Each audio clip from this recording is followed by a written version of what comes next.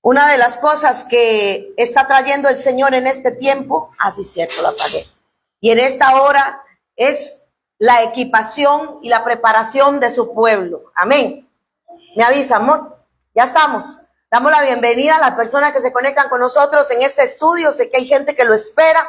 Gloria a su nombre. Dele un fuerte aplauso al Señor. Gloria a su nombre. Estábamos hablando que estamos viviendo tiempos bastante peligrosos y que no es buen tiempo para estar fuera de la voluntad del Señor.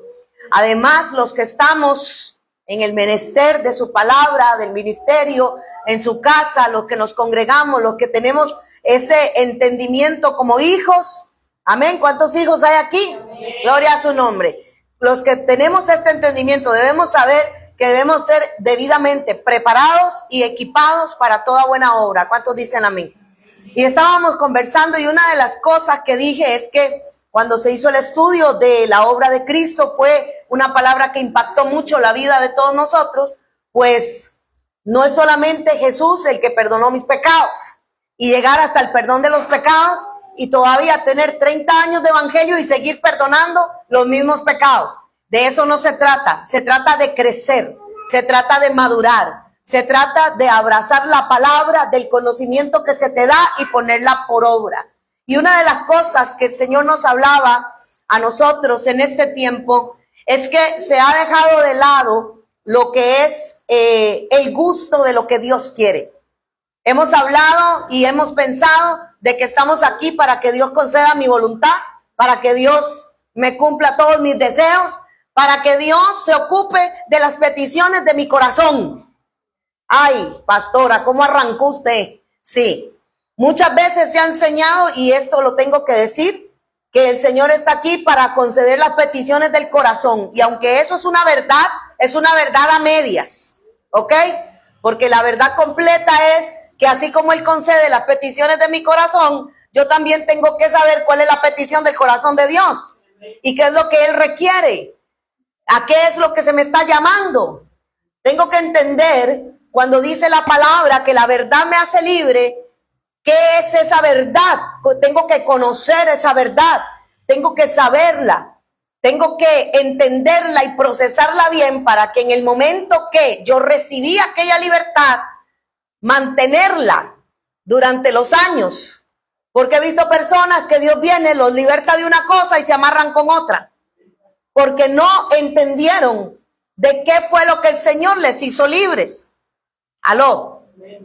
Por eso dice, conoceréis la verdad y la verdad os hará libres.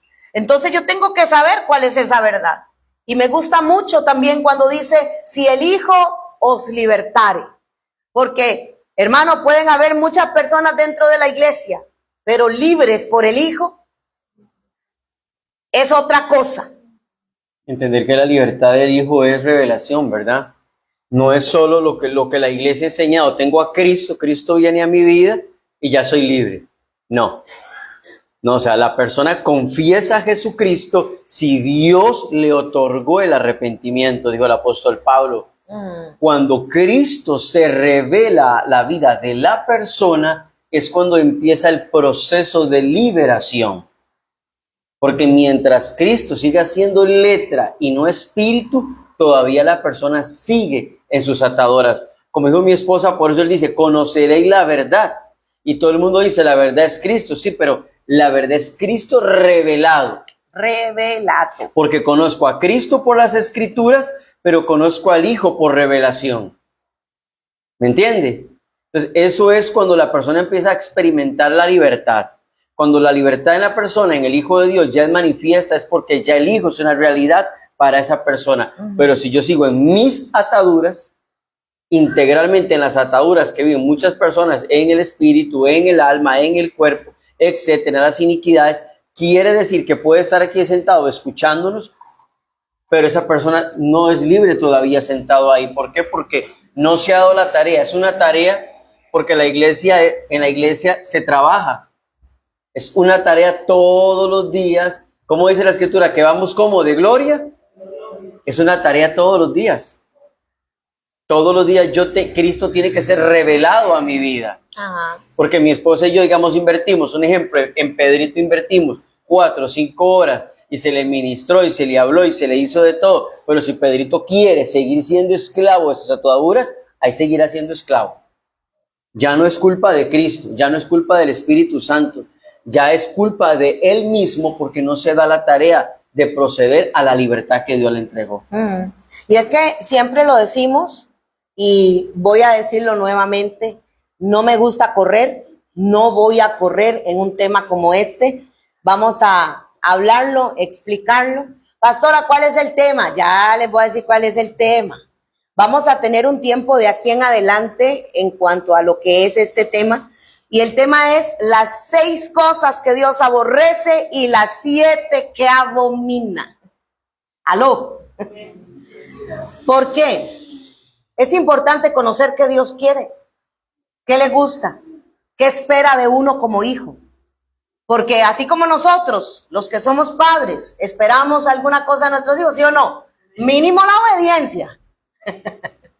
Mínimo el respeto. Mínimo, le estoy diciendo mínimo, ¿verdad? Respeto, obediencia. Porque los padres nos esforzamos y sabemos dar buenas dádivas a nuestros hijos, ¿sí o no? Ah, ok, entonces, ¿qué nos hace pensar que nuestro Padre Celestial no? Él está hablando muy claro en este tiempo y hay cosas que están enganchadas en el corazón del hombre y si no se identifican, se señalan, se trabajan, van a seguir ahí. Y son uno de los mayores obstáculos para el crecimiento del ser humano en el reino. Amén. Entonces, el énfasis de este estudio y de cada palabra que aquí se predica es que el corazón suyo pueda ser libre completamente para hacer lo que me da la gana. No, para que sea rendido a Cristo sin ningún tipo de reserva. Yo se los he dicho, hay personas que le entregan a Dios una parte de su vida, pero no su vida completa. Le rinde al Señor una parte en su corazón, pero no su corazón completo. Y hablemos de corazón no como el órgano que hace pucutum, ¿verdad?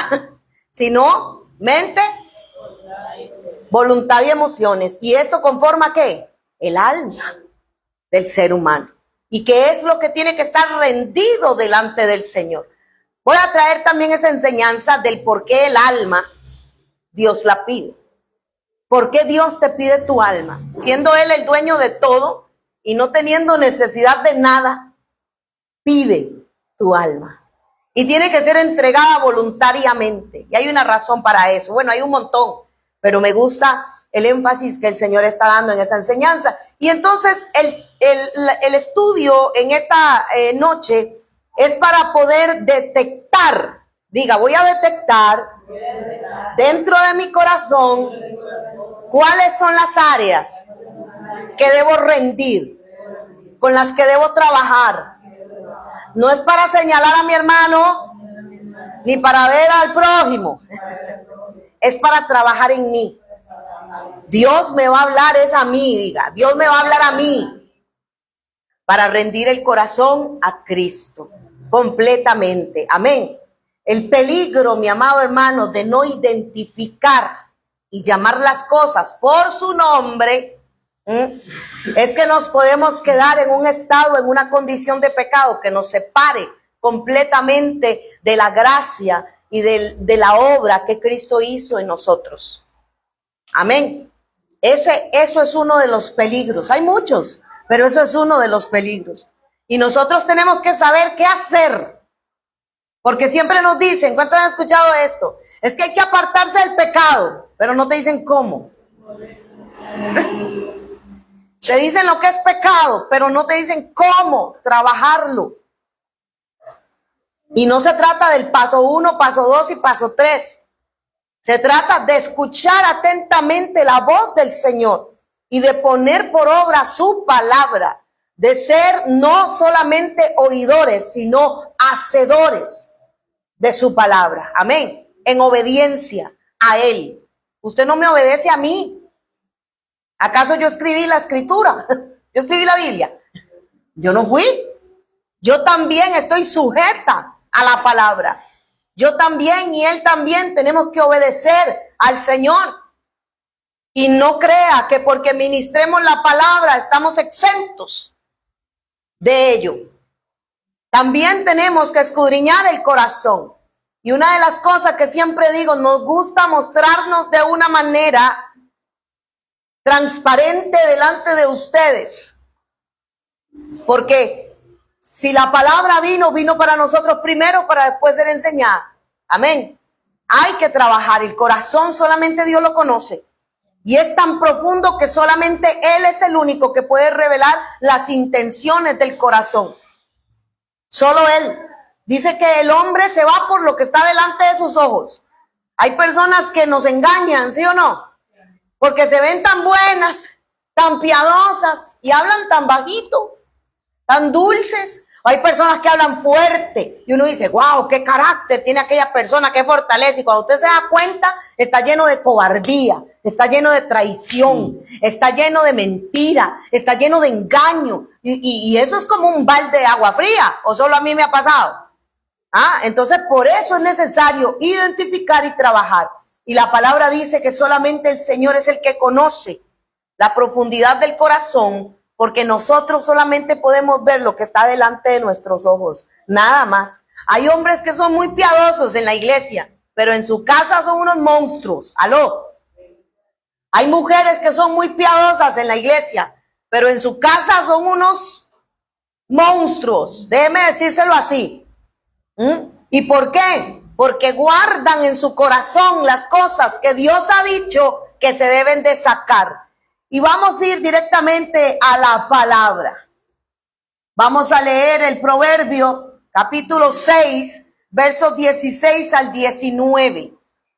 Yo creo firmemente que si usted viene a un estudio bíblico, usted debería traer lápiz y cuaderno para apuntar. Creo firmemente que usted debería ser un buen discípulo, no que no lo sea, pero sea lo más. Amén. Proverbios 6 del 16 al 19 va a ser la base de este estudio. Y vamos a leer de esta manera. Hay 6 cosas que el Señor aborrece y 7 que le son detestables.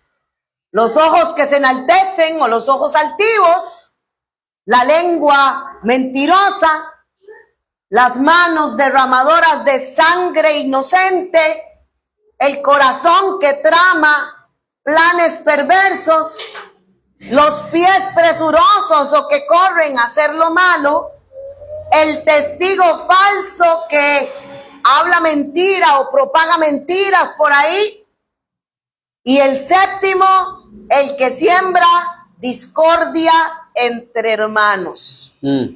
Usted va a decir, la tengo, no la tengo, ya casi, ya la quité. Amén. Y yo dije algo y se lo repito. Este material que estoy preparando, se lo voy a entregar por escrito para que usted lo tenga, porque vamos a hacer unas reflexiones en cuanto a esto. Y yo dije esto, el que tiene una, tiene todas. Y tal vez me dirá, pastora, yo no he matado a nadie, yo le voy a probar con este estudio que sí. Pastora, yo no corro a hacer lo malo, le voy a probar con este estudio que sí. Porque tengo que enseñarle cómo es que Dios ve las cosas. ¿Me explico? Y para esto vamos a arrancar de una manera muy simple. Ya tenemos la base, ya usted la apuntó. No sé si, amor, ¿me ayudas con esta parte? A ver, ¿dónde está? Esta. Ok, las 7 cosas que Dios abomina. Dice, la palabra es muy clara en cuanto a lo que Dios aborrece, pero también en cuanto a lo que ama, y en este estudio aprenderemos el por qué es tan importante rendir el corazón a Dios. Anote esa palabra, rendir el corazón a Dios. Así es. Para que sea Él quien lo guarde, ya que al ser tan profundo como dijo Jeremías, ¿verdad? ¿Quién conoce el corazón? Y dice que solo Él levantó la mano y dijo, yo. En Jeremías capítulo 17 dice, para que sea el quien lo guarde, ya que al ser tan profundo puede guardar en su interior cosas de la vieja naturaleza que se esconden o se disfrazan muy bien camuflándose con otros nombres y puede provocar o desencadenar una destrucción para nuestra propia vida Así es. y para nuestra descendencia. Es una fuerza de devastación, anote ahí la palabra devastación, que puede traerse abajo una familia, una empresa, un negocio, un matrimonio, una nación y hasta una iglesia. ¿Se dan cuenta lo peligroso que es? Estas cosas desencadenadas pueden hacer eso. Y hay que prestarle atención. Pastora, pero explíqueme qué es eso. Yo tengo que entender que hay actitudes y conductas que nosotros adquirimos. ¿Aló? ¿Está conmigo aquí hoy? Tengo que entender esto, que usted adquirió conductas, que usted aprendió conductas, que usted desarrolló conductas, sea por el entorno en el que usted vivió, sea por el país donde usted nació, sea por la familia o el entorno familiar en el que usted se desarrolló, o sea por las propias vivencias o experiencias personales o con terceros que usted tuvo. Se desarrollaron conductas, se desarrollaron formas de pensar y las dejamos ahí como si estuvieran bien aprendidas. Fue lo que nos dirigió con ellas mismas, o sea, hicimos una vida con ellas, las cuales estas conductas que yo le estoy diciendo deben de ser debidamente identificadas para tratarlas. No solo para decir, ay, sí, yo soy así. Es que eso no me basta. Que la persona diga, ay, yo soy gritona, sí. Es que yo soy así, eso no basta. Que diga, yo soy un malhumorado, yo soy así, eso no basta. Decir, es que cuando a mí se me mete el agua, viera. Cuando a mí se me sube el apellido, viera. Eso no basta. Hay que identificarlas para tratarlas y trabajarlas. Diga conmigo, tratarlas y trabajarlas. No deleitarse en ellas. Porque hay personas que se deleitan en ellas. Sí. Y sienten orgullo de esos patrones. Ajá. Porque con esos patrones alcanzan objetivos en su vida que son contrarios a la voluntad de la santidad de Dios. Porque santidad no solo es guardarme del pecado. Santidad no es solo apartarme de las tinieblas. Santidad también es mi patrón de conducta. Porque hay una conducta que se llama vieja naturaleza, pero hay una conducta que es nueva naturaleza. Y por eso el apóstol Pedro es claro en decir, pisadas y ejemplo tenemos el Cristo. Claro. Si hay un ejemplo de vida que nosotros tenemos que aprender, no a imitarla, porque hay gente que usa la palabra imitarla, pero nada más, ya me lo aprendo, no, a vivirla. Y la vida del Cristo es una vida de muerte. Es una vida de muerte. Como dice mi esposa, todos esos patrones, están los patrones graficados visuales, donde vemos, cuando veíamos, qué sé yo, hogares disfuncionales que habían agresiones, etcétera, patrones graficados a través del oído, donde la persona llegaba y era, perdóneme la expresión que voy a utilizar, estúpido, tonto, no sirve para nada, etcétera. Este es un idiota, y lo veían como, ¿me explico? Sí. Y ahorita la gente habla así, yo me quedo asustado porque uno viene en el bus y uno escucha a los jóvenes, ya idiota, ¿qué te pasa, estúpido? Y uno dice, si supieran el peso de las palabras. O todo ese M-A-E, y la Real Academia dice que esa palabra en sí significa tonto. Porque su origen viene de eso. Así le decían a los que agarraban y decían, haga esto, ese está ahí de, perdóname la expresión, señor, de maje. Costa Rica viene, la adopta, le quita la J, pero le deja la E, y es tonto. Esa persona era tomada como una persona payasa. O los patrones graficados auditivos, que prestamos nuestros oídos para el chisme, para la murmuración, para el cuento, etcétera.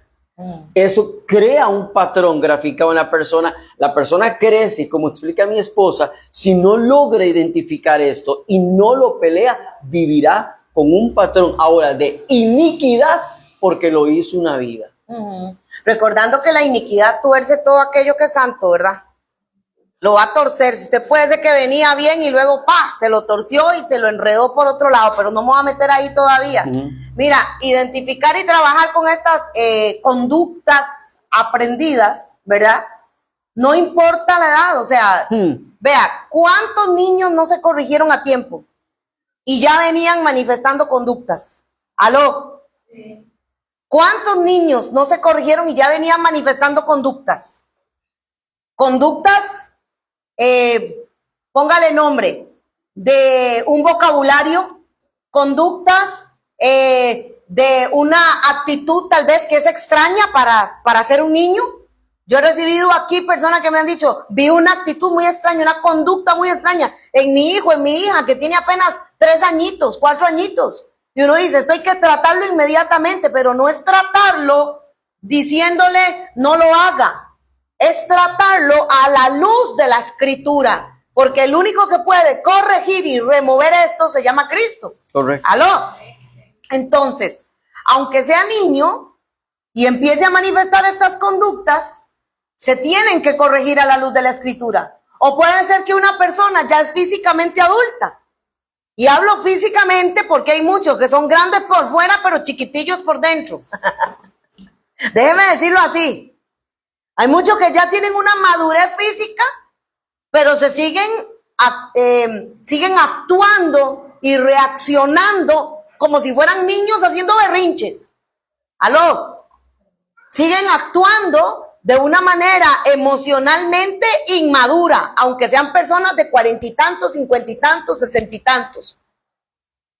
Estamos aquí, 30 y tantos, 20 y tantos, no se me salgan de ahí. Como la persona que vive 30 años perdonando a la misma persona. Ajá, o sea, no ya, ya, hermano, ya. No me saque, porque ya que luego me pongo. Entonces, muchas me pueden decir, es que ya tengo tantos años de vivir así que es imposible corregirlo, lo dicen o no lo dicen. Pero déjeme decirle que si usted vino a Cristo es una nueva criatura. Correcto. Le tengo noticias.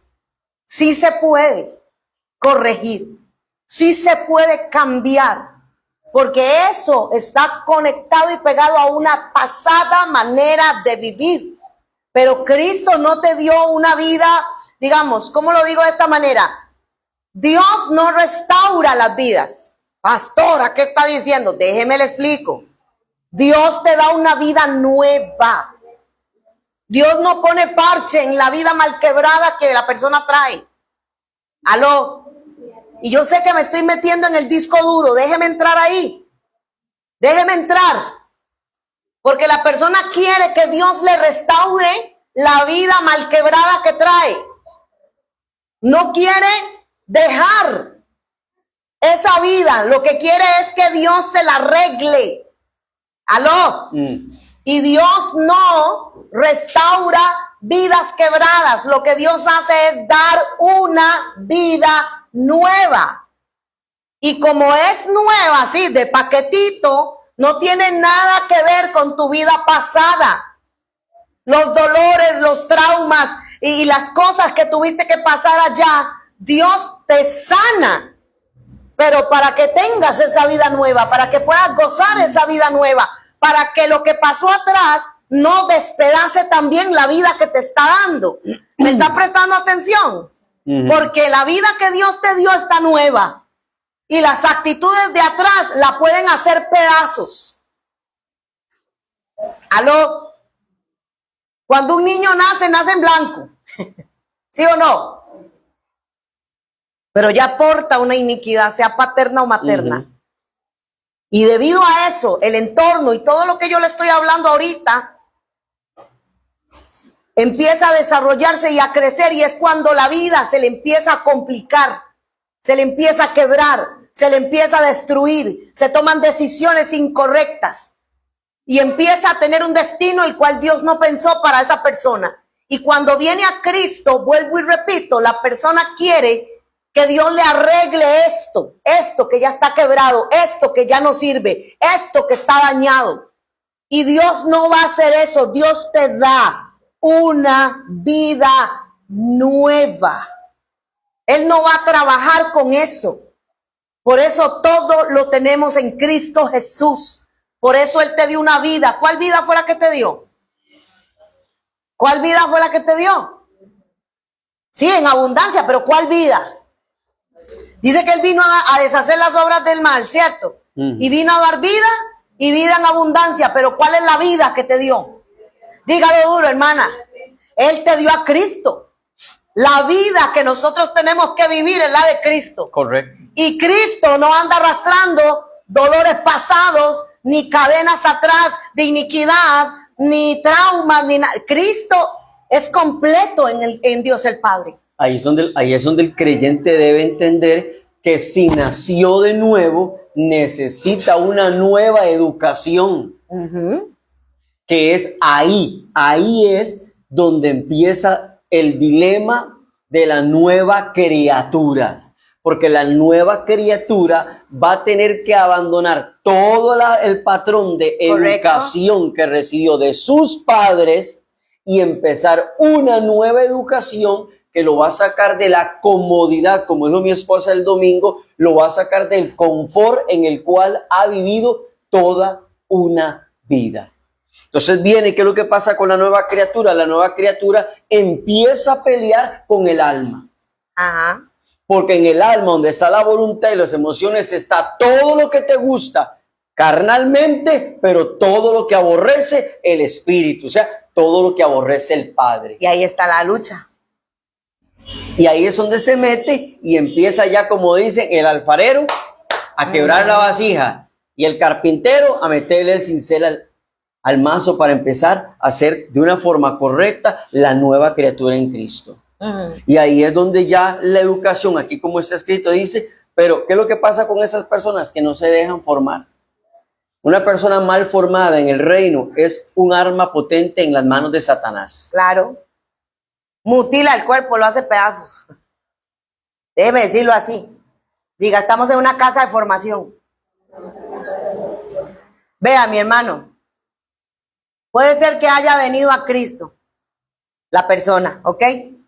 Pero si no tuvo una correcta formación, solo se quedó ahí, en la salvación con Cristo, pero no en la formación hacia un hombre maduro, hacia la plenitud de Cristo.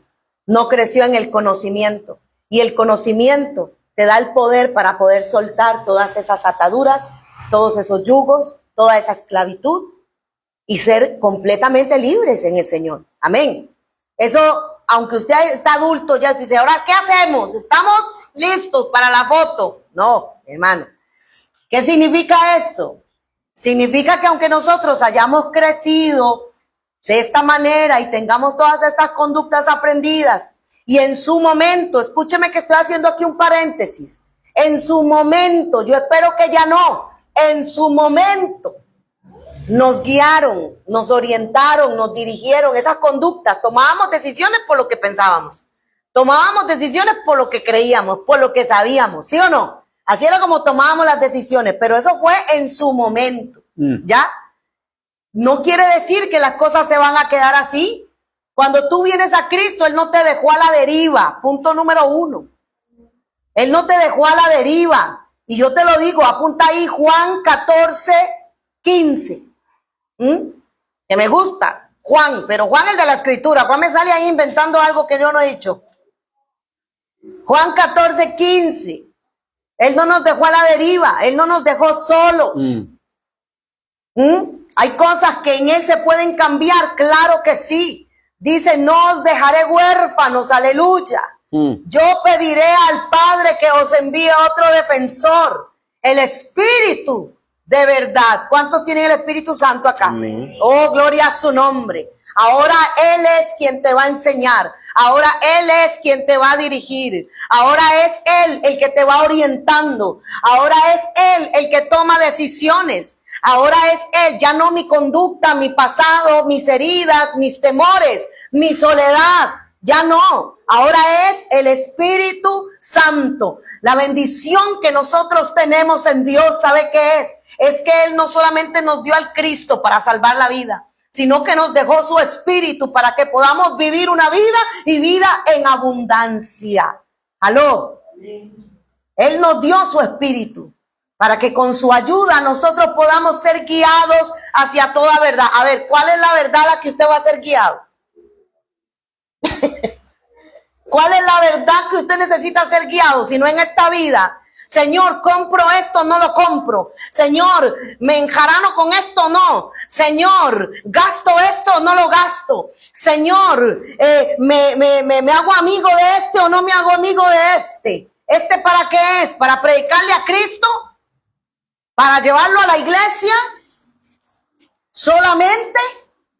¿O para que de verdad pueda hacer una alianza con Él?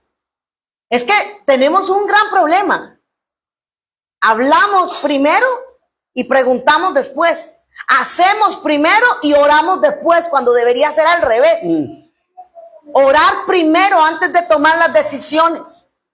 Tenemos al Espíritu Santo que nos guía hacia toda verdad. Señor, ¿doy el paso o no doy el paso? Aleluya. ¿Lo hago o no lo hago? ¿Me caso o no me caso?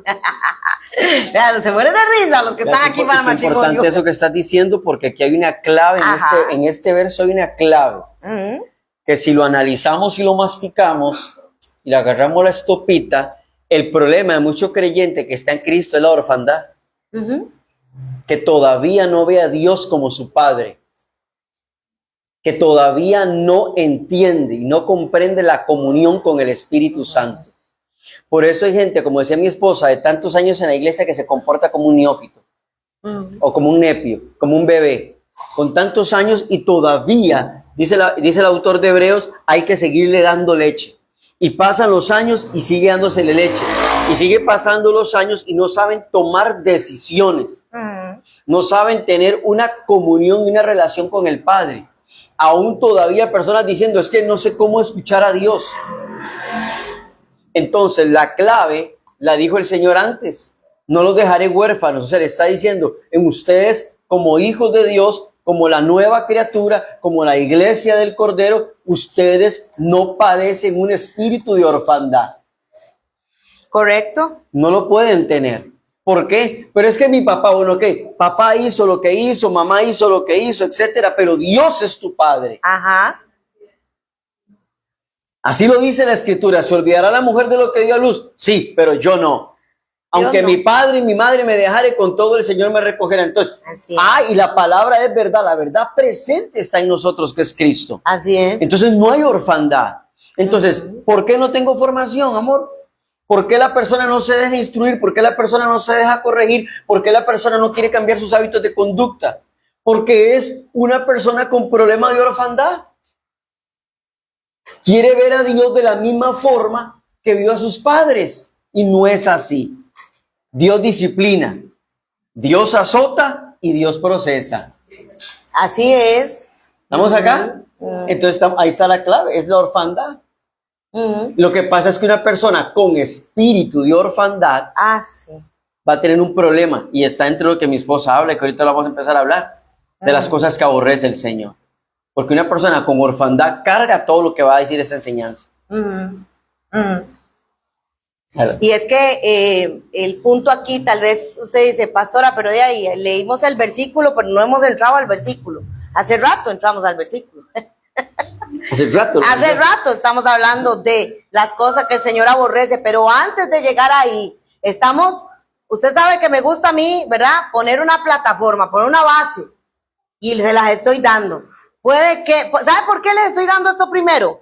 Porque tenemos que entrar en el proceso, o la persona desde que llegó a Cristo entró en el proceso de desaprender para aprender. ¿Ok? Desde el momento en que llegó a Cristo, renunció a su pasada manera de vivir, y si renunció a su pasada manera de vivir, también a su manera de hacer las cosas. Y necesita ser dirigido, necesita ser instruido, necesita ser enseñado. ¿Y quién le va a señalar esas cosas? Si para usted estaban bien, aló. ¿Quién le va a decir, eso no está bien? ¿Quién le va a decir, esto hace daño, esto destruye, esto te mata, esto te seca espiritualmente? Por esta causa no ves bendición, por esta causa Dios no ha respondido, esto te estorba, esto trajo ruina. ¿Quién? Si antes para nosotros estábamos tan cegados que todo estaba bien. Por eso entramos en el proceso de desechar lo aprendido para aprender de él. Amén. Es lo que yo llamo donde él nos dio la oportunidad del cambio. Y el cambio de verdad. Porque hay personas que cambiaron de nombre, nada más. Se dejaron de llamar hijos del diablo para llamarse hijos de Dios. Pero es lo único que tienen, porque siguen actuando de la misma manera, hablando de la misma manera y resolviendo las cosas de la misma manera. Quieren hacer las cosas de Dios con los principios del diablo. Y eso no sirve. No funciona. Yo no puedo hacer la voluntad de Dios teniendo todo el mundo adentro.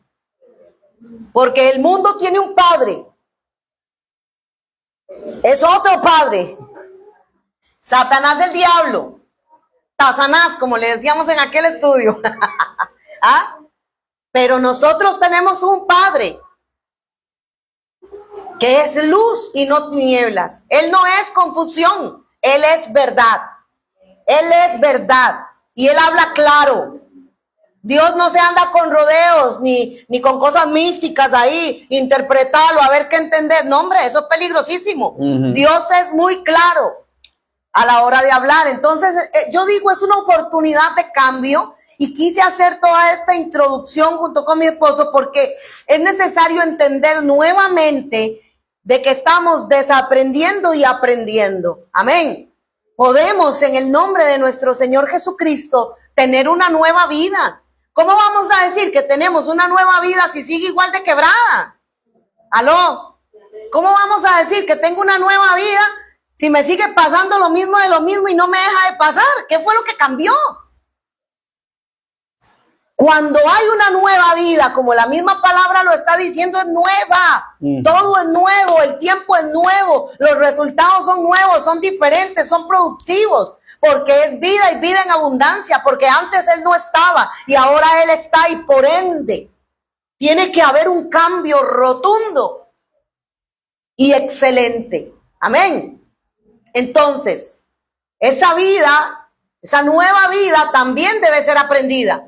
Así como su papá y su mamá le enseñaron a comer primero y llevarse la manita a la boca. Y también le enseñaron a ir al baño y usar correctamente el higiénico. Aló, déjeme hablarlo de esta manera. También Dios tiene que enseñarte a que no la estés embarrando a cada rato. Correcto. Santo es su nombre. Amén. Entonces, esta nueva vida también debe ser aprendida. ¿Ah? Y nuestro mayor ejemplo, el ejemplo más grande que nosotros tenemos, ¿quién es? Mire, la nueva vida es de constante cambio. Puede ser que el año pasado aprendiste algo de Cristo y este año aprendiste algo más. Es de constante crecimiento, es de constante transformación. Diga conmigo, transformación. Una transformación no pasajera, completa y genuina. Yo quiero que alguien me diga cuál de las maripositas que pasaron de gusano a mariposa se devolvieron otra vez a gusano. ¿Se puede? ¿Pueden hacer la transición de gusano a mariposa, sí o no? Pero se pueden devolver. Entonces, ¿cómo una persona en Cristo se va a devolver después de haber conocido la verdad? La persona que conoce la verdad difícilmente se devuelva. Le pueden pasar un montón de cosas, pero devolverse no. Eso no le pasa. Amén. Y su transformación es completa. Una verdadera metamorfosis. Ajá. Esa palabra transformación significa metamorfosis, un cambio. Y esa palabra meta, de metamorfosis, viene de la palabra metanoia. Un verdadero arrepentimiento, un verdadero cambio de mentalidad para que haya un verdadero cambio de conducta. O sea que si hay una misma conducta que sigue igual, devolviéndose, quiere ser mariposa, pero le gusta ser gusano, es lo que el apóstol Pedro dijo. Conociendo el santo mandamiento, se devolvieron, ustedes ya saben a dónde. Como el perro vuelve al vómito y como el cerdo lavado vuelve al charco. O sea, volvemos a las mismas conductas de la vieja naturaleza. Entonces no hubo una verdadera transformación, porque la transformación del Hijo de Dios es progresiva.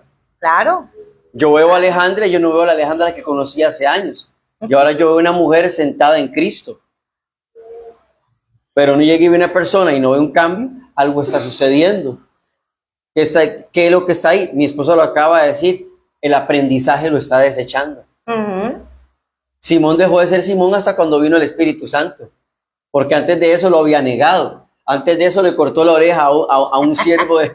La Simona. ¿Cuántas cosas hizo Simón? Pero fue llamado Pedro ya cuando vino el Espíritu Santo. Claro. Porque vea lo que es el nivel de influencia, que es algo que yo converso mucho con mi esposa y es una de las partes donde uno tiene que tener mucho cuidado, es cuando levanta a una persona a ser discípulo.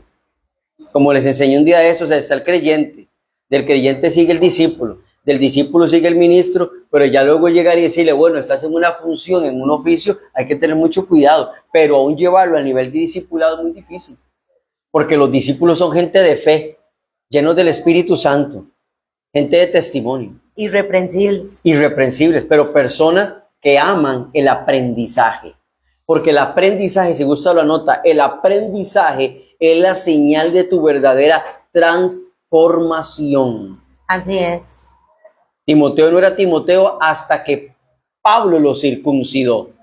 La circuncisión de Pablo a Timoteo muestra que Timoteo quiso aprender. Quiso aprender.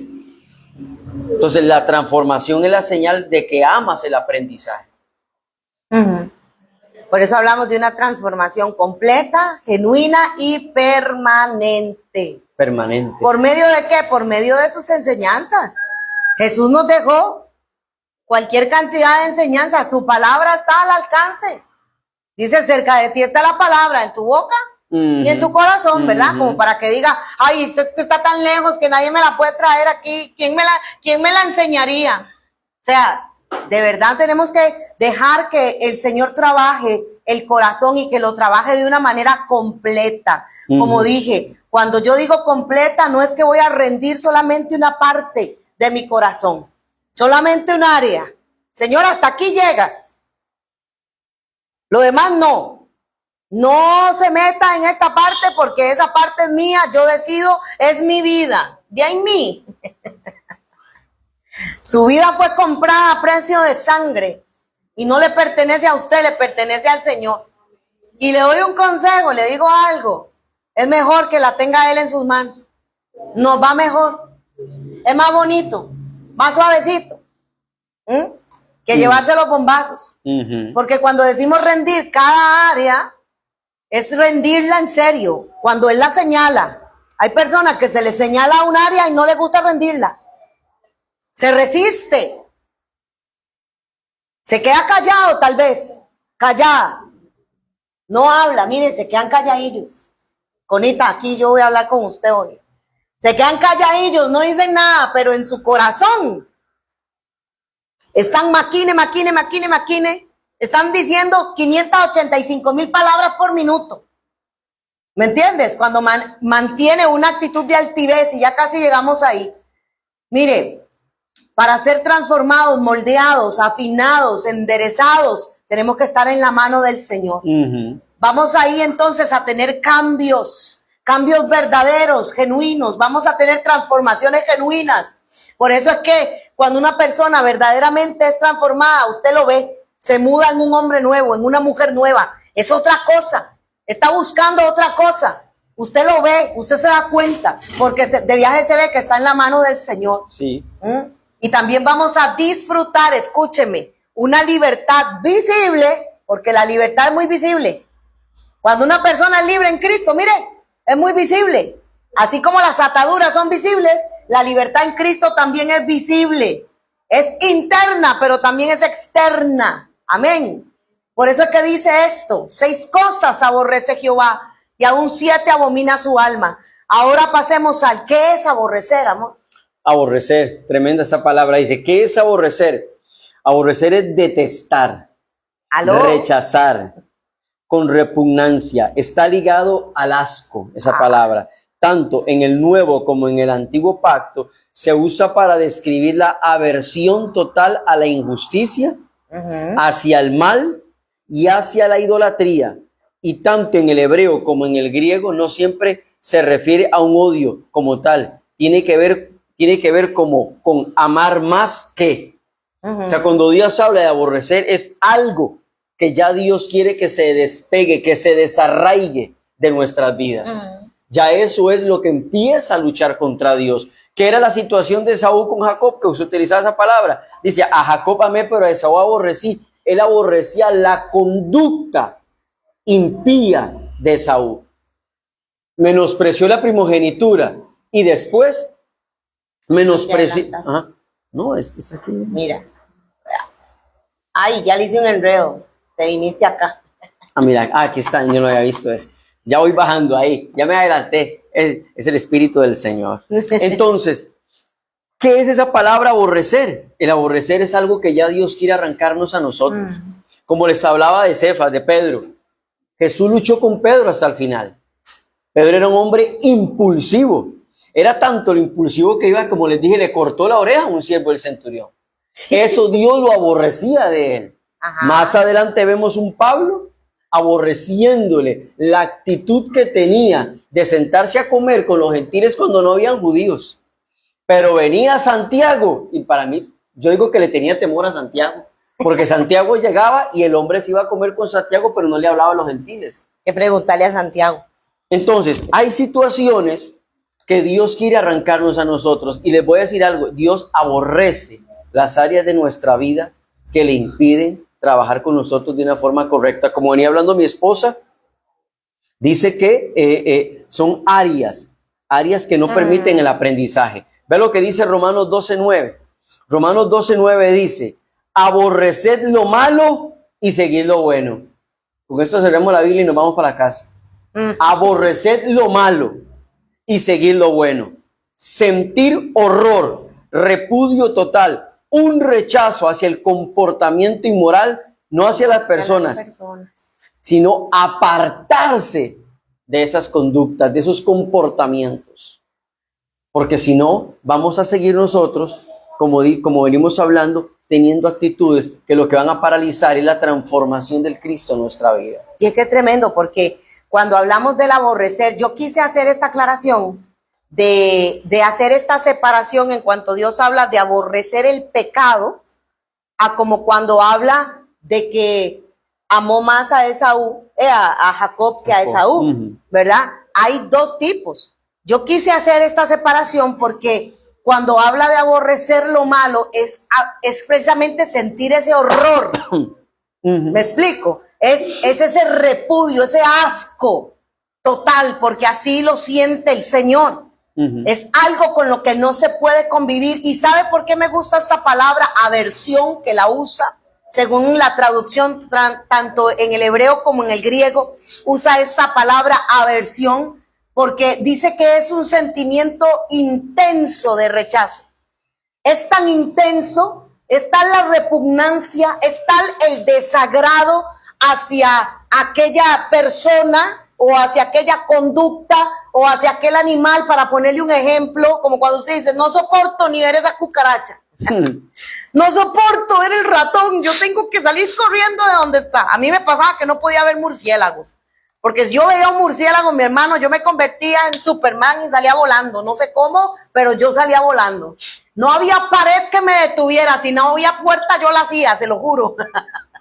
Porque me daba tal aversión aquello que yo no podía estar en el mismo lugar donde estaba ese bicho. Hermano Pablo, me espantaban, ya no, pero me espantaban mucho los murciélagos. Uy, no lo soportaba. Y más cuando me hacían así, porque se paran en una esquina y hacen así. Y entonces, ¿verdad? Yo veía aquello y yo lo sentía ya pegado en mi nuca. Y pasó porque estaba embarazada de mi hija y se me enredó en el cabello un murciélago enorme. Y donde yo lo toqué y donde me chilló aquí en la oreja y me arañó toda, yo le agarré un repudio, una aversión, hermano, que usted no sabe. Yo no lo podía ver, pero ni en fotografía. A ese punto le estoy hablando. Donde me decían, vea, ma, esto, yo le tiraba algo porque era tanto para mí. Y usa precisamente esta palabra para el pecado. No puede. El Señor es como un asco intenso, un rechazo, una repugnancia, un desagrado por aquella conducta. Dejé claro que no a las personas, ¿verdad? Sino a la conducta. Dice que es una situación tal que es una reacción natural evitar estar en contacto con aquello. No puede, punto, no puede. Y puse en el folletito que les estoy preparando como un dato curioso. Aborrecer va más allá del odio. Aló. Aborrecer va más allá del odio intenso. Supera en extremo el grado de esta palabra, porque se le hace imposible convivir con. Por eso es que donde hay pecado, no puede el Señor quedarse ahí. ¿Aló? Y eso es bueno aclararlo, muy bueno aclararlo. O sea, hay una doctrina, porque estamos para confrontar y para hablar y educar, hay una doctrina que dice que la salvación no se pierde. Claro que no, la salvación no se va a perder porque la salvación es Cristo y Él es eterno. Sí. Pero el ser humano escoge Sí, su camino. Claro, sí se El pierde. Adán escoge su camino. La salvación no, pero el hombre sí. El hombre puede perder el rumbo y Cristo lo dijo, hay dos caminos, el angosto que lo lleva a la salvación y el amplio y ancho y espacioso que lo va a llevar a la perdición. Entonces sí, muchos, nosotros haríamos una lista inmensa de muchos cantantes internacionales hoy que fueron salmistas, que fueron adoradores. Ah, sí. Y una doctrina en Estados Unidos le decía, pueden cantar, pueden hacer sus conciertos, etcétera, que la salvación no se pierde, y todos sabemos cómo terminó un Elvis Presley. Todos conocemos la situación actual de una Britney Spears. Fueron personas adoradores de Dios, gente que eran ministros de Dios, porque dicen que la salvación no, Dios no convive con el pecado. No. Por eso Cristo crucificó el pecado en la carne, en el madero. Por eso, ¿por qué? Porque Él no convive, Él aborrece totalmente el pecado. El profeta Isaías lo dijo muy claro. Tus pecados y tus iniquidades hicieron una gran barrera entre Dios y vosotros. Ajá. Cuando el pecado está presente, daña la comunión. Cuando el pecado está presente, daña la santidad. Cuando el pecado está presente, anote esta palabra, degenera. Se convierte como una enfermedad degenerativa en el espíritu del Hijo de Dios. Entonces el Hijo de Dios, ¿qué es lo que le pasa? Empieza a perder la imagen y la semejanza de Dios en el espíritu, no en el cuerpo. La imagen y la semejanza de Dios empieza a ser restaurada en el espíritu del hombre. Pero si el pecado está ahí, se convierte en una enfermedad degenerativa. Entonces pierde la imagen. O sea, la salvación no se pierde porque es Cristo, pero el ser humano escoge su camino. Sí, claro, por supuesto. Y quería hacer esta separación porque cuando habla del pecado, habla de este tipo de aversión, de aborrecer, ¿ok? Pero cuando habla, por ejemplo, en Lucas 14:26, vaya conmigo a la escritura, que Jesús habla en este caso, que dice, si alguno viene a mí y no aborrece a su padre y a su madre, no puede ser mi discípulo. No está hablando que usted lo odie. No está hablando que usted le dé asco, su papá y su mamá. No está hablando no se refiere a esa misma palabra. Habla de amar más. No dice que no lo ame, dice que no lo puede amar más. ¿Me explico? Igual a los hijos. Amén. En este caso no es repugnar o rechazar a la familia. Y lo deja más claro todavía en Mateo 10:37. Anótelo por ahí. Él mismo dijo, el mismo concepto lo aclara aún más cuando dice, el que ama más a padre o a madre más que a mí. ¿Se da cuenta la diferencia que hace? Lo aclara ahí esta palabra. No es digno de mí. Esa es la diferencia que hace. He visto gente que pospone iglesia, evangelio, esto por familia, por esposos, por hijos, por trabajo. Y aquí es clara la escritura cuando dice esto, donde dice que lo amen más que a él, no es digno de él. Y el que ama a hijo o hija más que a mí, no es digno de mí. Hace esta separación. O el ejemplo que estabas dando, ¿verdad? Ajá. Malaquías 1, 2 y 3, para que lo anoten, Malaquías 1, 2 y 3. Dios amó a Jacob, pero aborreció a Esaú. Eso significa que Dios eligió a Jacob desde antes de la fundación del mundo. Porque fue la palabra que Dios le dio a Rebeca. Si no la han leído, Rebeca fue y oró.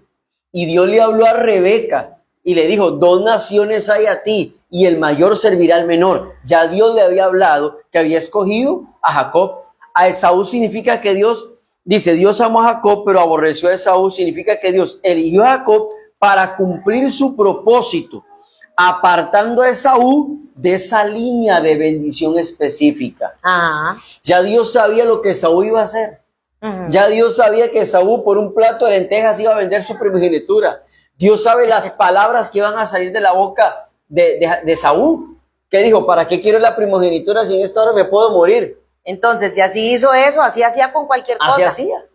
Así es la persona No era que confiable. y ahí es la persona que se enoja porque tal vez dentro del reino no se les escoge, no se les llama, no se, ¿por qué? Porque son personas que desprecian la formación.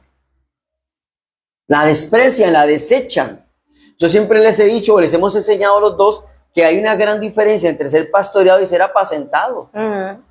Pastorear se puede pastorear mucha gente. Mira cómo estás, cómo te ha ido, cómo te sentís, etcétera. Pero ya apacentar según el hebreo antiguo es instruir, es corregir y todavía más fuerte como estamos hablando, es enseñar y modelar cultura. ¿Sí? Y el reino es una cultura. Ujú. Y en este reino, como le dijimos, hay que morir y no se puede amar más padre, madre, hijos que a Cristo. Ujú. Y hay una lucha entre los hogares. Porque hay gente que dice, es que desde que te metiste en la iglesia ya no estás con nosotros, ya no te vemos. Y si no hay nadie que se pare en la brecha, tiene que haber Te están alguien. manipulando. Te controla la mente. Deja de estar viendo la billetera, porque primeramente van ahí a la billetera.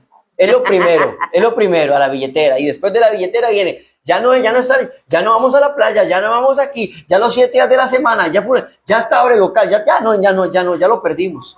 Ujú. Es que alguien tiene que pararse en la brecha. Ujú. Alguien, mamá, tiene que pararse en la brecha. Alguien del hogar tiene que decir, bueno, aquí yo voy a parar todo esto que ha dañado mi familia.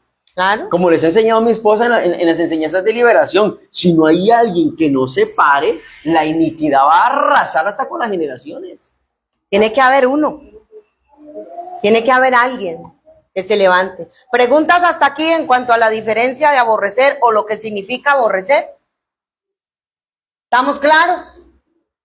Vimos que no echamos todo dentro de un saco, ¿verdad? Que no es que tampoco voy a aborrecer a mi mamá y a mi papá, porque la escritura utiliza esa palabra, pero en la traducción, tanto en el hebreo como en el griego, hace una diferencia de que no se puede amar más que a Dios en cuanto habla de las personas. ¿Aborrece el pecado? Sí, completamente. Él no va a negociar con nadie. Dígame. Yo tomé una nota que dice que el pecado degenera el espíritu del Hijo de Dios en el espíritu, pero no en el cuerpo, pero el pecado también degenera el cuerpo. Claro, El pecado degenera el cuerpo, claro. pero en el espíritu le mete otra vez la condenación, que es cuando pierde la imagen y la semejanza de Dios. Ujú. Porque si el espíritu interno del hombre se empieza a dañar a causa del pecado, obviamente el alma empieza a gobernar el cuerpo, activa los deseos en los que fueron libres el Hijo de Dios y el cuerpo empieza otra vez a ser esclavo en el poder del pecado. Y además, no solo eso. Sabemos que la paga del pecado, ¿qué es? Muerte, ¿cierto? Pero ¿cuál es la maldición del pecado? La enfermedad, la ruina y la pobreza. Esa es ¿cómo dije? La maldición del pecado. Aquella persona que practique el pecado está bajo esta maldición. Está bajo la maldición de la ruina, de la escasez, de la miseria, de la pobreza, de la enfermedad. Entonces, ¿cómo me van a decir que el pecado no degenera el cuerpo? Sí, claro que sí. Es donde se va a manifestar. Porque ¿con qué peca la persona? La persona no peca con el espíritu. Y ahí se cumple lo que dijo Jesús. El enemigo viene, le roba, le mata y le destruye. ¿Estamos claros? Sí. Ahora diga conmigo, los ojos altivos. Ay, ay, ay. Los ojos altivos. Vea, si usted ve en el proverbio, en el proverbio que nosotros leímos arriba, este proverbio 6, el que encabeza la lista, el número 1 que pusieron ahí, ¿ok?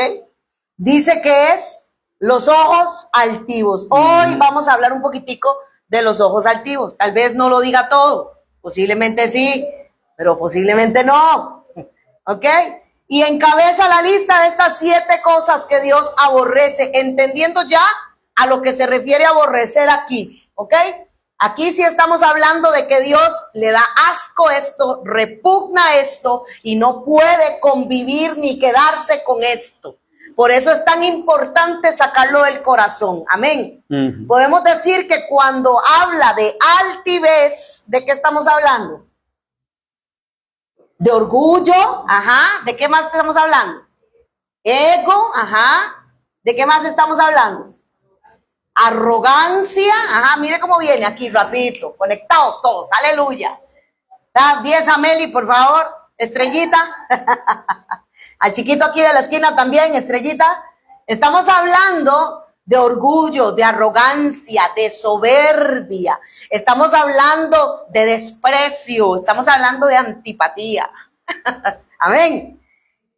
Al entender esta palabra altivez, al tener esta palabra altivez, inmediatamente, ¿sabe qué me cayó a mí? La palabra de que lo leo más adelante, ahorita le doy la cita, de 2 de Corintios 10, donde dice, llevando cautivo toda altivez que se levante y todo argumento que se levante contra el conocimiento de Cristo.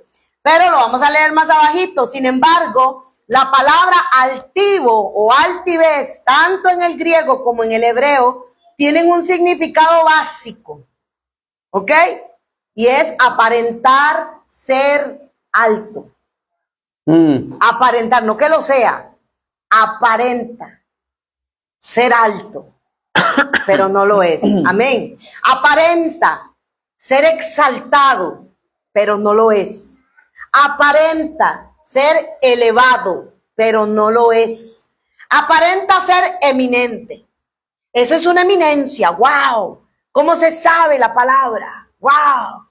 Aparenta ser eminente, pero no lo es. Amén.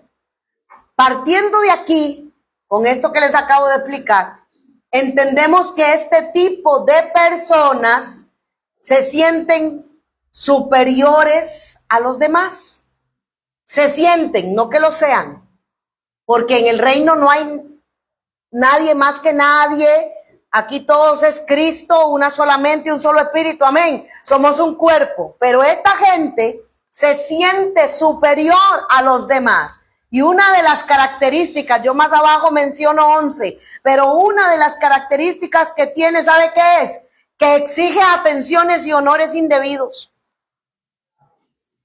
Quiere que se le atienda así, right now, porque es don señor y don señora, ¿ok? Quiere honores y reconocimientos que no merece. Por mínimo de lo que sea que esté haciendo, quiere que se le reconozca. Que se le reconozca porque llegó temprano. Que se le reconozca porque no ha faltado a la iglesia. Que se le reconozca porque diezmó y ofrendó. Que se le reconozca, sigo, paro, me voy. Quiere reconocimiento de todo. Si lo vi o no lo vi. Quiere reconocimientos indebidos. ¿Y sabe cuál es otra característica? Trata a los demás con muchas faltas de respeto. ¿Aló? Es insolente. Y se esconde muy bien delante de las autoridades. Es una persona que se sabe camuflar muy bien delante de las autoridades. Delante de las autoridades no grita. Delante de las autoridades no ofende. Delante de las autoridades no ve por debajo del hombro a nadie. O por encima del hombro. ¿Cómo es? ¿Por encima o por debajo? Por encima. Por encima, ajá. No. Delante de las autoridades aparenta, por eso dice, tiene una apariencia de humildad, pero no es así. Amén. Ella se viste, ¿sabe con qué tapa esa altivez? Con una falsa piedad. La falsa mansedumbre. Se ve muy piadoso. Así, voy a hacer así. Nada más me falta la sotana, ¿eh? Aquí el hábito. Se ve muy piadoso. Habla la palabra. Ora. Diezma. Ofrenda. Viene a la iglesia. Pero lo único que está haciendo es vistiéndose y camuflándose con una falsa humildad. No obstante, escúcheme lo que le digo, Es interesante ver una cosa, a mí me gustó mucho esto cuando estaba desarrollando esto con el Espíritu Santo, y es ver cómo la misma escritura lo delata. Cómo la misma escritura nos enseña que lo que la persona trata de esconder con sus hechos y con sus hábitos, los ojos lo revelan. ¿Aló? Correcto. Nos enseña, y es interesante verlo, que lo que la persona trata de esconder en su corazón, trata de esconder la altivez, ¿ok? Me tapo por aquí para que no me vean. Me escondo aquí para que no me vean. Lo que trata de esconder en su corazón, esta altivez, este espíritu de altivez, porque es un espíritu, se manifiesta a través de sus ojos. ¿Cuántos saben que los ojos son la lámpara del cuerpo? Solo dijo Jesús. Los ojos son la lámpara del cuerpo. Así que si sus ojos son buenos, todo su cuerpo va a tener luz, ¿sí o no? Pero si sus ojos son malos, todo su cuerpo estará en oscuridad. ¿Está escuchando? Y si la luz que hay en ti, dijo Jesús, resulta ser oscuridad, qué negra será la misma oscuridad. Aló, no es un trabalenguas lo que estoy diciendo. Es que yo necesito ver las cosas como Dios las ve, no como a mí me parece que son. Es que a mí me parece que ama más a Jenny que a Patricia. Es que a mí me parece que nada más escoge a Edwin y a Alejandra para todas las palabras proféticas que quiera decir el Señor. Es que a mí me parece, esa es la luz de la que el Señor está hablando, que es tinieblas. Es el ojo malo. ¿Estamos claros? Porque aquí Dios habla a quien Él quiere, ¿cierto? Pero nosotros no podemos evitar algo, y es entender que Dios al humilde lo tiene de cerca. Y al altivo lo mira de lejos. Si quiere que Dios lo vea, acérquese. Si quiere que Dios lo exalte, humíllese. Porque hemos hablado que la humillación parece como si fuera una mala palabra, pero la humillación no es una mala palabra. Es bueno humillarse. El salmista decía, bueno me fue haber sido humillado para que aprendiera yo a caminar en tus estatutos. Si no hubiese venido la humillación, hubiese seguido en la arrogancia y en su altivez sin reconocer el pecado. Entonces, entender esto, mi hermano, eso que le acabo de decir está en Mateo 6, 22 al 23. Jesús advierte que los ojos son la lámpara del cuerpo y los ojos no pueden tener altivez. Ese espíritu tiene, mire, que cortárselo. Cuando una persona se acerca a otra y siente aquella rivalidad, diga conmigo, ojos altivos. Cuando aquella persona no puede reconocer el mérito del otro, ojos altivos. Cuando aquella persona solo busca reconocimiento propio, ojos altivos. ¿Estamos hablando de qué? De los ojos altivos. Y aquella persona que mira con altivez, mi hermano, se cree autosuficiente. Y constantemente rechaza la corrección que viene de parte de Dios, prefiriendo así la oscuridad que la luz. Rechaza la corrección, resiste al Espíritu Santo. Dios le dice, Dios le aconseja, Dios da la palabra, Dios da los medios, Dios instruye, Dios enseña y hace caso omiso. Le entra por un oído y le sale por el otro, y mantiene la oscuridad en sus ojos. Eso es altivez, porque a quien estás desechando no es al pastor, ni a la pastora, ni al hermano que vino y enseñó, sino al Espíritu Santo de Dios que trajo la palabra, porque quien te corrige es el Padre, no yo. Correcto, así es. Aló. Por eso es que 2 de Corintios 10, del 3 al 5 dice que nuestras armas no son carnales. Yo no puedo ganar las cosas en la carne. Por eso yo dije, nada de pinochos. Yo no puedo pelear una batalla en la carne. No puedo mentir para ganar. Eso es usar las armas del mundo. El mundo miente, el mundo engaña. Esos son otros principios. Pero la palabra de Dios es verdad, es vida. Yo tengo que mantenerme en esos principios, aunque aparentemente pierda. Hay personas que sienten que si no mienten, pierden. ¿Aló? Hay personas que sienten que si no engañan, pierden. Y hay personas que sienten que si no se bajan los ojos, pierden. Por eso no sueltan ese conocimiento que tienen. Dice, sí, está muy lindo lo que me dijo, pero yo creo, yo opino, hermano, le tengo noticias. Su opinión aquí no vale nada, ni la mía. Dígame ay o dígame amén. Déjeme decírselo así. Vea, no quería decirlo, pero lo voy a decir así.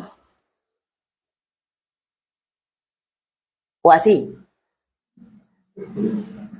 ¿Qué importa mi opinión? ¿Qué importa su opinión? Aquí la opinión que importa es la de Cristo. Es la del Espíritu Santo, es la palabra de Dios. No estamos en el reino de Johanna, ni en el reino de la hermana Aide, ni en el reino de Solano, ni en el reino de... No, estamos en el reino de Dios. Y la palabra que vale es la de él. ¿De qué importa su opinión? Déjeme decírselo, para ir así bajándole los ojos un rato. ¿Ah? Yo me merezco. Vea, yo he escuchado gente que dice, déjeme quitarme los lentes, pues ya me está dando calor. He escuchado gente que dice, yo soy el hijo de Dios y por ende, mire, sí, sos el hijo de Dios, pero a servir viniste, no a ser servido. Sos el hijo de Dios y por eso no tenés el derecho de maltratar a otro. Sos el hijo de Dios y tenés que mostrar a Cristo y servirle a aquella alma que no la conoce. Y si tenés que perdonar, perdonar. Y si tenés que servir, serví. Y deja la arrogancia de que soy el hijo de Dios y que entonces usted no sabe lo que es que se metan con el hijo de Dios. Hermano, hermana, Dios no opera de esta manera. Eso se llaman ojos altivos. Diga, ojos altivos. Voy a orar a Dios y va a ver. ¿Va a ver qué? ¿Va a ver qué? ¿Ah? La lucha no es con carne, no es con sangre. ¿Cuántas veces lo tenemos que decir? No le ponga rostro a su enemigo. Pero ahí estamos haciendo ojos. Que si fuéramos Terminator, rayo láser, habrían un montón de decapitados. Totalmente escaneados. Déjeme decirlo de esta manera. ¿Cuántas veces nuestros ojos se han salido de órbita? ¿Hablo verdad del Señor o no? ¿Cuántas veces me quedo viendo así para ver si acaso intimido? ¿Cuántas veces me quedo viendo? A ver, dígame. ¿Y cuántas veces? Ay, Padre, tú me metes en unas... ¿Ah? ¿Cuántas veces en vez de pedir perdón estamos esperando que nos pidan perdón? ¿Ah? ¿Cuántas veces? ¿Cuántas veces somos arrogantes y altivos con nuestro cónyuge? Sonrían, hermano, sonrían. ¿Cuántas veces somos arrogantes y altivos con nuestros hijos? ¿Cuántas veces somos arrogantes y altivos con nuestros hermanos en Cristo? ¿Dónde está el amor del Señor? No puede haber ojos altivos. Jamás. Por eso hoy estamos haciendo un lavado ocular. Le estoy sacando los ojos, aleluya. Y mire, se los estoy limpiando. Amén. Es tanto que el apóstol Juan en el libro del Apocalipsis, cuando habla de la iglesia de la Odisea, le dice, unge tus ojos con colirio para que puedas ver. Porque la iglesia de la Odisea era una altiva. Porque dijo, yo no tengo necesidad de nada. Porque en el antiguo, esa iglesia lo tenía todo. O sea, en sí la iglesia de la región era una iglesia totalmente próspera. Era una iglesia que nada le hacía falta. Pero empezó a rechazar ¿qué? La instrucción, la corrección. la enseñanza, el pastoreo, etcétera. Empezó a rechazarla. ¿Por qué? Porque sintió que no le hacía falta y Dios viene y la llama. La versión original en el hebreo le dice desgraciado. Es que la verdad es una desgracia, mi hermano. Porque la palabra desgraciado compuestamente significa caído de la gracia. Claro. Se cayó de la gracia. Y le digo, desgraciado, ciego. Le dijo ciego, porque una persona altiva es una persona ciega. Claro. Dice el apóstol Pedro en el capítulo 1 de la segunda carta que esa persona, el altivo empieza a olvidar sus pecados perdonados. Claro, se olvidó. Empieza a olvidar, sus antiguos pecados, de dónde Dios lo sacó, de dónde Dios lo rescató, de dónde Dios lo levantó. Y el cuerpo de Cristo está llena de personas así. Claro. Yo he llegado a lugares donde vos llegás y en la iglesia los de opulencia van adelante y los de media opulencia atrás y los que nada que ver más atrás. Ya empieza, como dice el Señor, a hacer diferencias de etnias y de razón social a las personas. ¿Por qué? Porque están levantando un altivez dentro del cuerpo de Cristo. Cuando todos nosotros somos coiguales. ¿Quién nos puede dar un ejemplo claro de que somos coiguales? Abraham. Abraham nunca vio sus nacidos en casa diferentes. La victoria de Abraham se la dieron 300 nacidos en casa. No eran sus hijos, eran hijos de sus siervos. Y los llamaban nacidos en casa, porque nacieron dentro de la opulencia de él. Y con ellos se fue a la batalla. ¿Qué tenía Abraham? Que nos muestran el acto de humildad, de reconocer a sus hermanos. Cuando ustedes no se reconocen es porque hay altivez. Claro. Cuando nadie reconoce el crecimiento de una Jenny, o el crecimiento de una Cintia, o el crecimiento de una hermana Heidi, o el crecimiento de X hermano, cuando no lo reconocen es porque hay altivez. Es porque hay altivez. Yo no encuentro en la escritura una pelea entre Pablo y Pedro. Solo nada más una discusión ahí que le llamaron la atención a Pedro porque quería comer hamburguesa, pero le da miedo a Santiago. Le gustaba la hamburguesita con cerdo. Pero si vemos un apóstol Pedro fue el que abrió la llave de los gentiles. Claro. Fue él, en la casa de Cornelio. Pero ¿a quién le dio Dios el ministerio de los gentiles? Al apóstol Pablo. Y se pelearon entre las cartas. Pedro fue tanta la humildad que dice que reconoció la sabiduría que Dios le dio al apóstol Pablo. Ajá. La reconoció. Dice, cosas es difícil de entender, pero llega y dice, bueno, sí, para los indoctos, para los inconstantes, que es una enseñanza que tenemos reservada. ¿Qué es un indocto? ¿Quién es un inconstante? ¿Por qué tuercen las escrituras? Pero Pedro nunca se vio una pelea entre ellos dos. ¿Estamos acá? Entonces la altivez también te vuelve ciego al creyente, lo vuelve ciego. Así lo llama, miserable, ciego y desnudo, desgraciado, ciego y desnudo. O sea, anótelo ahí, una persona altiva está desnuda delante de Dios. O sea, se vuelve, ¿cómo se vuelve? Se vuelve una bolita de ping-pong, como digo yo, para que el enemigo juegue un ratito. Porque la altivez es una de las cualidades de Jailel. Claro, y aquí lo dice. Vea, este verso siempre lo utilizo porque siempre les digo, hagamos la tarea, ¿cierto? Segunda de Corintios 10:3-5 es uno de los versos que más hemos enseñado en esta casa, donde dice que tenemos que llevar cautivo todo pensamiento, todo argumento, toda altivez. ¿A quién? A la obediencia a Cristo, ¿cierto? Y siempre digo, no hacen la tarea. Viene el pensamiento y ahí lo dejan. Y baila y de todo y come y toma café. Le hace así y todo, pensamiento.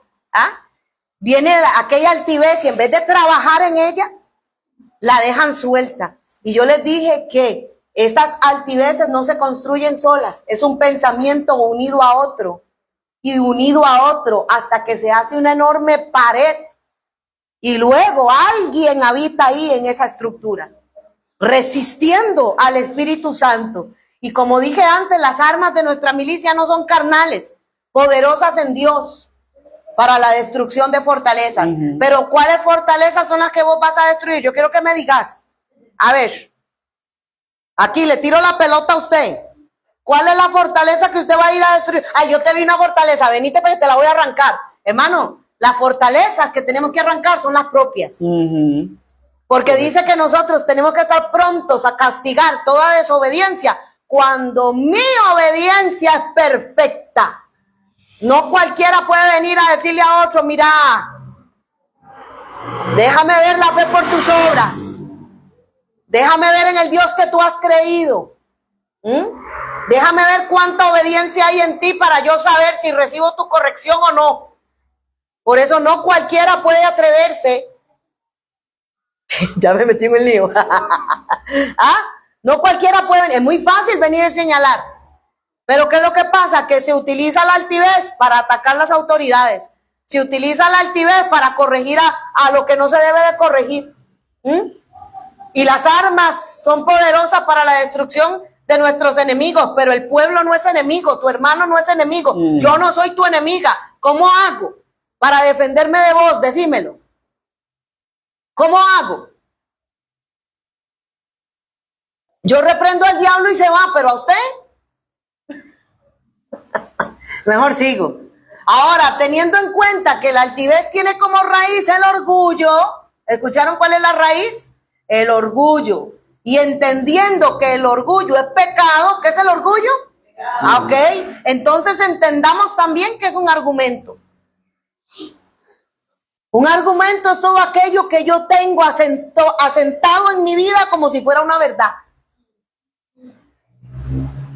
Si mi papá y mi mamá me enseñaron que yo puedo hacerme dueño de lo ajeno, voy a vivir eso como una verdad y no lo voy a ver malo. Si me enseñaron a mentir o si yo aprendí a mentir y para mí no es malo, voy a venir a Cristo y voy a seguir mintiendo. Porque no es malo. Y la verdad que yo acepte es la verdad que me gobierna. Correcto. Entonces, el La argumento verdad que yo acepte es la que me gobierna. El argumento es esto, que usted tiene sembrado en su vida como si fuera una verdad. Y es el que se va a levantar cuando venga la verdad de Dios a quererse posar sobre ti, a edificarte a ti, a construirte a ti, se levanta el argumento a defender. No deja que la semilla se plante, no deja que la palabra se siembre, sino que pone como si fuese una cobertura sobre la tierra para que la semilla no entre y se defiende. ¿Me está escuchando? Por ejemplo, la palabra de Dios es verdad, ¿sí o no? Yo creo en Cristo, ¿sí o no? Él es el camino, la verdad y la vida. ¿Cuántos creen esa verdad conmigo? Amén. Creo que Él nos perdonó y nos justificó, amén. Así como también creemos que Él nos libertó, ¿cierto? Amén. Ajá. La escritura nos da este argumento, esto es una verdad. Cuando viene el enemigo a mentirte, a decirte, yo te voy a destruir, te dice, no, yo soy propiedad de Cristo. Ve donde se levanta el argumento a defender, ¿ya? Pero si yo tengo un argumento malo, va a ser todo lo contrario. Por eso hay personas que viven con temores. Por eso hay personas que viven con miedos todo el tiempo. Por eso hay personas que no avanzan de un estado. Porque sienten que si dan un paso de fe se van a ir al hueco. Les da miedo. Este argumento que le estoy diciendo apoya nuestra fe, ¿sí o no? Cuando viene la enfermedad, la condición, la escasez que quiere venir y tocar, tenemos la palabra del Señor que dice que Él nos cuida, que Él nos provee, que Él nos va a dar todo lo que nosotros necesitamos, ¿sí o no? Esto nos protege, ayuda a nuestra fe y vamos creciendo en el conocimiento de Cristo, pero esto tiene una base. La base está apoyada en el Espíritu Santo, está fundamentada en la misma roca, la cual es Cristo. No nació porque sí. Amén. En el estudio constante de la palabra de Dios para ponerla en práctica y al obedecerla y al relacionarme en intimidad con el Espíritu Santo hace que esta palabra crezca y que se formen estos argumentos de bendición que alimentados por el Espíritu Santo nos revelan y nos comprueban la veracidad de la palabra. Porque viene aquello, pero tú compruebas la palabra por medio del Espíritu, tú compruebas que es verdad lo que Él te ha dicho. Amén. Comprueban que es inmutable la palabra del Señor. Compruebas que Él es fiel. Compruebas que Dios no miente. Amén. Y sabemos que su palabra no va a retornar vacía. ¿Cuántos saben esto? Así es nuestra fe. Así es como nos fortalecemos cada vez más en esta verdad. Conociendo en nosotros esa verdad. Pero déjeme decirle algo. La palabra se vuelve una fortaleza para nosotros en protección, ¿sí o no? La palabra se vuelve escudo alrededor nuestro, ¿sí o no? Ok, ahora veámoslo del otro lado. Si yo tengo una verdad contraria, esa es la que se va a levantar. Esa es la que va a regir. Esa es la que va a resistir la presencia del Señor. ¿Estamos claros aquí? Vea lo que dice Primera de Juan 5:14. Dice, y esta es la confianza que tenemos en Él, que si pedimos alguna cosa conforme a su voluntad, Él nos oye. Nosotros no oramos para que la oración quede ahí en el aire. Usted ora porque sabe que hay alguien que le escucha. Usted ora porque sabe que hay un Dios que le responde. Usted ora porque sabe que Él puede intervenir, que puede ayudarle, ¿sí o no? Ok. Por eso este argumento está alimentado, ok, por la palabra y el espíritu. Pero cuando está alimentado por una altivez, cuando está alimentado por esta raíz de orgullo, le digo dónde está conectado. Está conectado directamente con el padre de toda mentira. Dios le dice que va a transformar. Dice, no, yo no creo eso. Dios dice que va a sanar y lo pone en duda. Dios dice que le va a levantar y lo pone en duda. Lo cuestiona. Porque como ese argumento está conectado con Satanás el diablo, que es el padre de toda mentira y la raíz de todo el orgullo, el origen de todo orgullo, entonces no lo cree, lo cuestiona y lo duda. No tiene nada que ver con el espíritu. ¿Sabe con qué está conectado? Con la razón humana y con la mente. Yo no puedo traer a un Dios sobrenatural a mi mente natural. ¿Cómo hace que el cáncer sane cuando ya lo desahuciaron? ¿Cómo hace que un órgano se regenere cuando ya lo dieron por perdido? Yo no puedo razonar el poder de Dios con la mente. Por eso nosotros no podemos militar en la carne y no podemos meter a un Dios tan santo en una mente carnal. Se tiene que recibir por el Espíritu. Amén. Esto está conectado a la lógica humana. Si usted suma 2 por 2 es 4, entonces si le da, pues bueno, y si no, también. Dios te dice, yo te voy a bendecir, te voy a multiplicar, y Él dice, yo no lo creo, porque como no estoy trabajando y como yo no estoy viendo la quincena, entonces yo no creo que Dios me pueda prosperar. ¿Cómo me va a prosperar? ¿Cómo me va a bendecir? ¿Cómo me va a dar? Eso es un argumento, esa es una altivez. El Señor viene y dice, yo te hice libre, y la persona lo cuestiona y dice, no, es que yo todavía estoy muy fuerte. ¿Cómo que muy fuerte? ¿Cómo que soy muy fuerte? Diga conmigo, altivez. Altivez. Eso es producto de una vida de pecado, mi hermano. Esta altivez es producto de una vida de pecado, de la práctica del pecado constante. No puede formar parte con las verdades espirituales ni con el Espíritu Santo. Escúcheme, porque chocan. Antes bien lo resisten al Espíritu Santo. Alejan a la persona de la fe, impidiéndole creer para recibir salvación, liberación y conocimiento. ¿Estamos claros hasta ahí? Te bendigo, amor. ¿Estamos claros hasta ahí? Lo voy a parar aquí. No se lo pierda.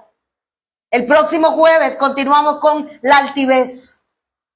Espero que usted vaya haciendo en su cabeza lo necesario para empezar a cortar estas altiveces y estos argumentos que se levantan contra el conocimiento de Dios. Porque la idea es que el corazón sea rendido a Cristo. La idea es que usted sea libre en el nombre de Jesús. Dice la palabra que usted tiene que perseguir los enemigos. ¿Cuáles son los enemigos que usted va a perseguir? De ahí, los que están adentro suyos, no son los mismos míos. Tiene que llevarlos cautivos al conocimiento de Cristo. Yo conozco lo que he llevado cautivo a los pies de Cristo, ¿cierto, Michael? Uno conoce, pero yo no sé qué es lo que tiene usted que llevar cautivo y qué dejó suelto. Así que hacer la tarea. Continuamos el próximo jueves con el tema porque es bastante extenso. Como dije, no voy a correr. Necesitaba explicar primero lo que era aborrecer para que lo tuviéramos claro. y entender que Dios no va a habitar con nada de lo que Él aborrece. Y los ojos altivos es una de las cosas que vamos a dejar en remojo para que ya no se levante más y dejen de ver así al otro, ¿ok? Santo. Y haya la humildad de Dios en nuestros corazones. Amén. Hoy nos despedimos. Conéctese con nosotros el próximo jueves porque esto no termina aquí. Aleluya. Ya, listo, estamos.